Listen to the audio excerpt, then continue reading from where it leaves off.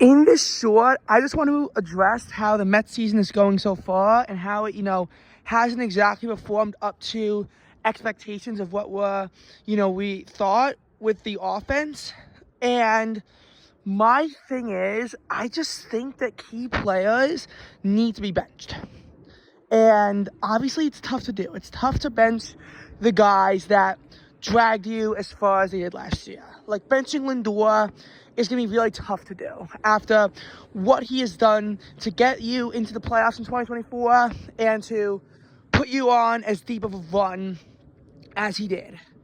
But he's 0 for 11 now, and he's got on base once in like 13 attempts. Like, you gotta bench him. Alonso, at the very least, he's not hitting the ball, but at the very least, he's drawing walks.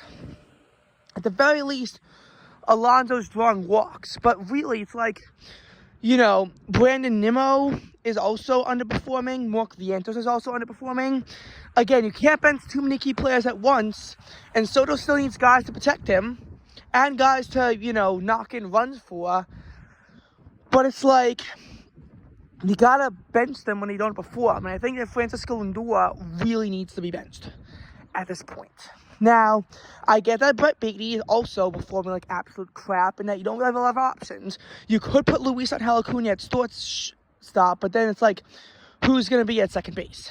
And I get that that's a concern that the Mets have to address. But ultimately, the pitching was relatively decent this series. The bullpen did not allow a single run, and the Mets pitching, not great, but it only allowed 6 runs to be scored by the Astros.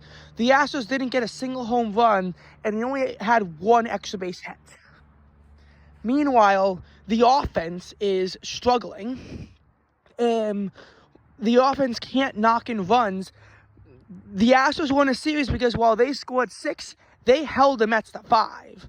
And with the lineup, as powerful as it is, that's unacceptable. Obviously, Soto homered. He hit a double. He had multiple RBIs.